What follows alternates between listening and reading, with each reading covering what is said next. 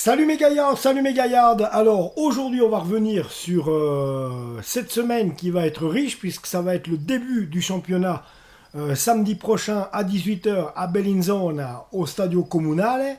Début du championnat 2022-2023.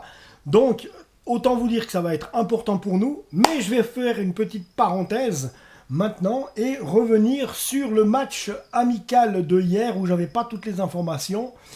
On va refaire un dernier tour sur ce match face à Thun. Donc c'était à Sanen, je vous l'ai dit dans l'autre vidéo.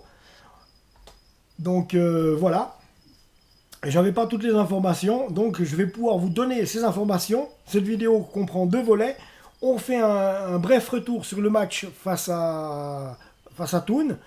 Et on va parler un peu de l'AC Bellinzona, des surprises, des gens qu'on n'avait plus entendu parler depuis longtemps. Tiens, on les revoilà à Bellinzona. Et ça va, c'est la surprise. Donc il est vrai que, attention, tout ne sera pas facile. Donc alors, le LS reçu 5 sur 5, 5 matchs, 5 victoires, sans avoir encaissé aucun but. Ça fait longtemps qu'on n'avait plus entendu ça. Donc ça laisse en tout cas bon espoir pour faire une belle saison. Cette saison qui va venir, donc c'est pour ça que il faut espérer, mais ça va pas être aussi facile que je le dis, parce qu'il va falloir courir. Néanmoins, l'espoir qu'on a, c'est qu'on possède quand même, je vais dire, le meilleur effectif de cette Challenge League avec des joueurs les plus expérimentés que les autres. Ça, c'est quand même vrai. Bon, à Thun, il y a quand même des joueurs expérimentés. À Haro aussi, depuis le temps qu'ils essayent de remonter, puis qu'ils finissent toujours 2 ou 3e, on va dire. Et même qu'ils échouent en barrage. Donc, attention. Déjà là, Thun, Haro, Chafouz et Winterthur seront nos principaux concurrents. Après, il y a les Viennent ensuite, qui sont un peu moins bons. Stade Lausanne, qu'on aimerait voir meilleur, c'est sûr, en tant que Lausannois.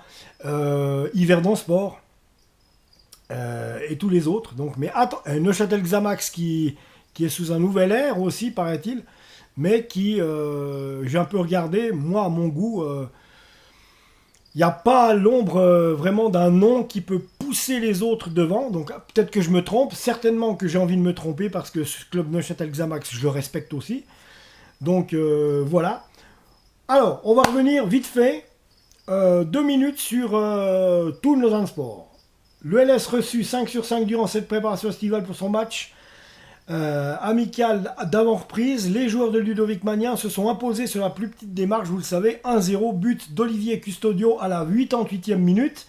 Donc, alors, comment tout ça s'est passé? Donc, déjà, sous un soleil de plomb, faut le savoir, organisé sur le terrain de Sanen, cette rencontre faisait office de répétition générale avant la reprise du championnat samedi prochain à Bellinzona à 18 h au Stadio Comunale, sous la chaleur estivale.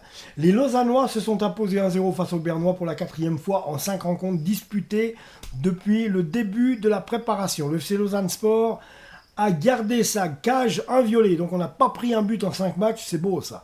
Des signaux positifs à l'aube d'une saison 2022-2023 qui débutera le week-end prochain pour les 10 équipes de Dietchi Challenge League. Alors au coup d'envoi, Ludovic Magnin aligné un 11 de base similaire à la rencontre face à Échalon, une semaine plus tôt, avec le nouvel arrivé Berkay Dabanli, aligné en défense aux côtés de Simone Grippo Anelusic, devant Brighton Labo, prenait la place en pointe avec Traikoil. Le milieu de terrain était des plus attendus avec Raoul Giger et Dominique Schwitzer sur les côtés, et un milieu à 3 avec Toichi Suzuki, Olivier Custodio et Alvin Sanchez. Thomas Castella prenait la place dans la cage lausannoise, et ceci en deuxième mi-temps, les amis. Donc, rythmé et animé, le duel entre Lausannois et Bernois n'avait pas permis à l'une ou à l'autre des formations de faire la différence, du moins jusqu'à la 87e minute de jeu. Et cette réussite d'Olivier Custodio, une nouvelle fois capitaine ce samedi, et je pense que c'est lui qu'il faut mettre capitaine. Auparavant, le FC Lausanne Sport avait trouvé par 2 fois les poteaux du but adverse, donc voilà, en première période. Donc ça dit que quand même on a eu des occasions, on s'en est créé, et on a été dangereux. Donc quand même face à une équipe qui est quand même un des prétendants à la remontée, à nos adversaires directs, je dirais que c'est de bon augure. Si le bilan de la préparation sera fait cette semaine, nul doute que le LS a fait le plein de confiance, c'est clair, à une semaine de la reprise, donc samedi prochain on y est les amis. L'excitation est de mise auprès des joueurs, du staff et des supporters lausannois, ça c'est clair. Après une première journée sur la pelouse de l'AC Bellinzona, le samedi 16 juillet, le FC Lausanne Sport accueillera le FC Schaffhouse. Donc Schaffhouse aussi, je vous l'ai dit, c'est une équipe qui va faire partie du haut du classement. C'est pour ça que ça va être important de prendre match après match et bien sûr de vouloir gagner tous les matchs. Essayer de gagner tous les matchs. On en est à ça, on en est réduit à ça. Il ne faut pas avoir une autre motivation que de vouloir gagner tous les matchs, vouloir gagner chaque match, qu'à chaque fois qu'on va rentrer sur la pelouse. Après, je dis bien, ça restera quand même un peu, je pense, impossible, mais il va falloir qu'on supporte l'équipe. Et s'il y a des bas, être avec eux. Et s'il y a des hauts, tant mieux. Mais s'il y a des bas, être vraiment avec eux. Pas commencer à dire, voilà, Magnan, on le savait, il était nul. Ou celui-là, il fout rien. Bon, à part si vraiment il y a des joueurs qui sont reprochables. Mais autrement, ce que je vous encourage à faire, les amis, c'est qu'on supporte notre équipe. Parce que croyez-moi, c'est pas un métier facile, footballeur. Et aussi en Challenge League, non, c'est pas facile. Parce qu'on n'est pas tout seul. Il y a des autres équipes. Et la réalité du terrain fait que c'est compliqué. C'est jamais facile, les gars. Donc, c'est vraiment... quand on remonte en Challenge League, en Super League, les gars sont vraiment heureux parce que c'est vraiment un bel exploit d'avoir été le meilleur de tout le championnat et d'avoir gagné un maximum de points contre des équipes qui voulaient elles aussi monter. Et ça c'est pas toujours facile. Cet hiver, il va faire froid. Donc on sait, c'est difficile. Il y a de la pluie, il y a de la neige, il y a des blessés. Il va y en avoir des vertes et des pas mûres. Le moins possible, j'espère. Mais en tout cas, voilà, pour l'instant, on a Kukuruzovic qui est, lui, blessé pour jusqu'à la fin de la saison. Parce que, malheureusement, il s'est fait les croisés, le garçon. Et c'est le pire qu'on ne peut pas faire pour un footballeur. J'espère qu'il va s'en remettre. Pas comme Aldin Turkes, qui, malheureusement, j'ai bien l'impression, ne fait plus partie du Lausanne Sport. Son contrat ayant expiré, lui étant toujours en convalescence, en réathlétisation. Je ne sais pas, est-ce qu'il va venir rejouer avec Lausanne? Je ne pense pas, parce qu'il n'a plus l'air de faire partie du contingent. Donc on espère quand même le retrouver un de ces quatre. Donc voilà, on l'a un peu perdu pour des mauvaises raisons et c'est dommage.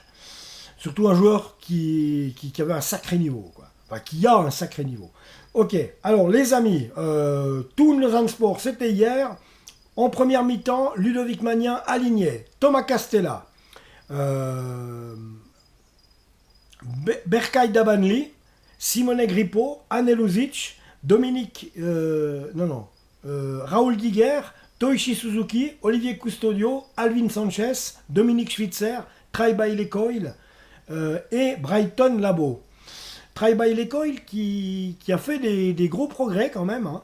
Ça c'est à noter parce qu'il a été complètement nul depuis une année. Je voulais le voir partir avec son copain Myron George. Bon, Myron George, loin. Hein. Il faisait pas attention à sa ligne. Autant dire que non, il faisait vraiment pas attention à sa ligne. Et sur le terrain, c'était lamentable. Alors, la deuxième mi-temps a vu Castella aller dans les buts. So est rentré à la place de Dabanli. Simone Grippo a continué.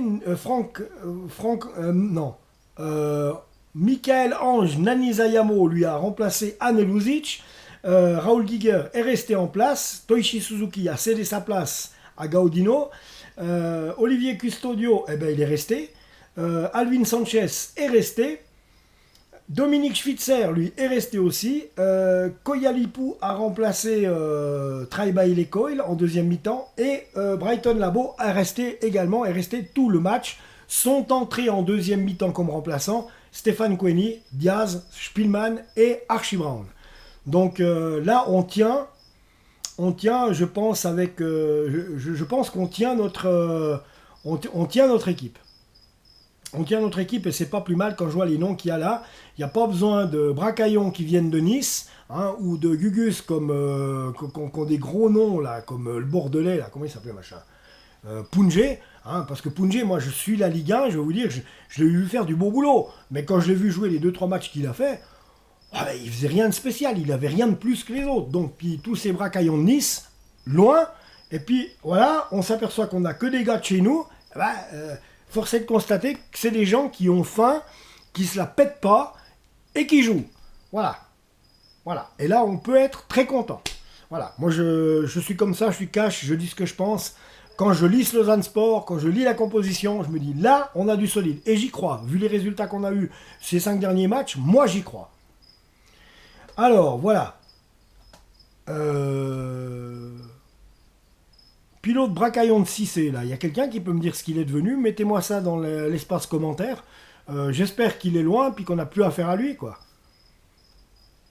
Hop, ça m'intéresse. Si vous savez ce qu'est devenu l'autre Gugus, là, Cissé, mettez-le moi dans les commentaires. Alors, voilà les amis, c'est tout ce que j'ai à vous dire pour ça. Après, on va quand même regarder, on va s'intéresser à l'AC Bellinzone, parce qu'il faut quand même s'intéresser à l'AC Bellinzone. Donc, ils ont dans les buts Alberto Valceschi, 18 ans. Le deuxième gardien, c'est Ramon Garbani Nerini, 31 ans. Yuri Gino Klein, 39 ans. Donc maintenant, je ne sais pas qui est premier, qui est deuxième, qui est troisième là-dedans. Hein. Défenseur, Albin Sadriai, Simone Bellometti, Marco Basic, Bruno Martignoni, Stefano Cosu, Isaac Monti, Adriano De Piero, Bruno Morgado, Nicolo Di Benedetto, Loïc Ombala, Santiago Miranda, Samuel Delicari, Christian Souza, Federico Gianola, Eric Tia, André Edgar, Tommaso Centinaro, David Gocic, Norman Peretti, Zaccaria Amadi, Emiliano Mozzone comme attaquant, Martin Parodi, Trésor Samba, Ivan Fakin et Sergio Cortellezzi. Voilà. Donc là, on a des joueurs très jeunes aussi. Et donc, gardien de but, je vous l'ai dit tout de suite, très jeune gardien de but, Alberto Valzecchi, 18 ans. Je crois que c'est le plus jeune de l'équipe. Dans les défenseurs... Ah non, c'est les numéros, je suis bête. Mais c'est les numéros, mais quel blaireau je fais! Bon, alors, sachez que aujourd'hui, au moment où je vous parle, donc ce dimanche 10 juillet, ce soir, l'AC Bellinzone va faire un match contre le FC Monza, donc l'Athletic Club Monza, qui est remonté de Série B en Serie A, c'est un néo-promu de Serie A italienne, le nouveau club de Silvio Berlusconi. Silvio Berlusconi qui a déjà dit qu'il allait faire de l'AC Monza un énorme club d'Italie, comme il a fait avec l'AC Milan, puisque c'est lui qui a monté l'AC Milan, c'est lui qui a élevé l'AC Milan là où il est. Eh bien, il a repris il y a 2 ans l'AC Monza avec M. Galliani, avec qui il avait déjà fait de l'AC Milan une énorme équipe, et ils ont le projet de faire de l'AC Monza une énorme équipe. Donc ce soir, à Bellinzone, au Stadio Comunale, ça sera intéressant de suivre ce qui s'est passé entre ce néo-promu de Serie A, qui est l'AC Monza, et l'AC Bellinzone, ce Stadio Comunale qu'on va rejoindre la semaine prochaine à 18h pour le premier match de Challenge League, où il va falloir revenir impérativement avec 3 points. C'est là que ça va être important de gagner. Donc personnellement j'y crois, mais il faudra vraiment prendre aucune équipe à la légère. Voilà les amis, je reviens cette semaine, on va parler de ces avant-matchs, de cet avant-match contre Bellinzone. S'il y a du spécial, je viens vous retrouver vers vous, mais nul doute, on va vivre des choses cette saison.